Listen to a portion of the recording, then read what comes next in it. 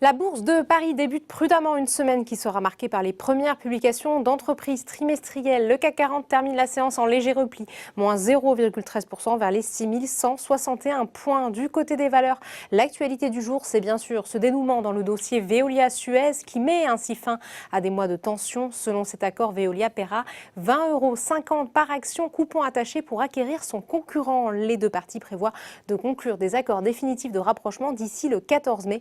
Le marché salue cette annonce et Veolia termine en tête de l'indice avec une progression de presque 10%. Téléperformance est également bien orientée, plus 1,53% après avoir donné un objectif de croissance du chiffre d'affaires plus ambitieux pour cette année à 12% en données comparables contre 9% avancé précédemment. Le groupe a par ailleurs dévoilé ce matin des chiffres pour le premier trimestre en très forte hausse. Les investisseurs apprécient également la nouvelle étape franchie par EssilorLuxottica dans le rachat de Grand Vision, plus 1,49% pour le titre. Enfin, Stellantis, groupe issu de la fusion entre PSA et Fiat, est de son côté porté par les propos du directeur de Citroën qui compte faire renouer la marque cette année avec la croissance des ventes.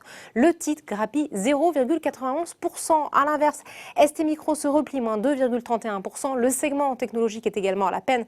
Dassault Systèmes lâche 1,46%. Unibail Rodamco Westfield souffre de son côté toujours de la fermeture des centres commerciaux. Le titre lâche 1,76%. Sur le SBF 120 maintenant, Suez enregistre évidemment l'une des plus fortes hausses soutenues par le dénouement avec son rival. Maison du Monde est aussi recherchée. Il faut dire que le groupe profite de la dynamique du marché du meuble où les Français confinés veulent se sentir bien chez eux. De son côté, Valneva gagne 1,22% après avoir annoncé samedi le dépôt d'un document d'enregistrement auprès de la SEC américaine en vue de son introduction en bourse aux États-Unis. A contrario, le segment de l'énergie verte recule avec Neoen et McPhy Energy qui accusent les plus fortes baisses. SEB recule également fortement outre-Atlantique. Les trois indices de la bourse de New York ont ouvert en baisse pour débuter une semaine qui sera là aussi marquée par les résultats trimestriels des banques.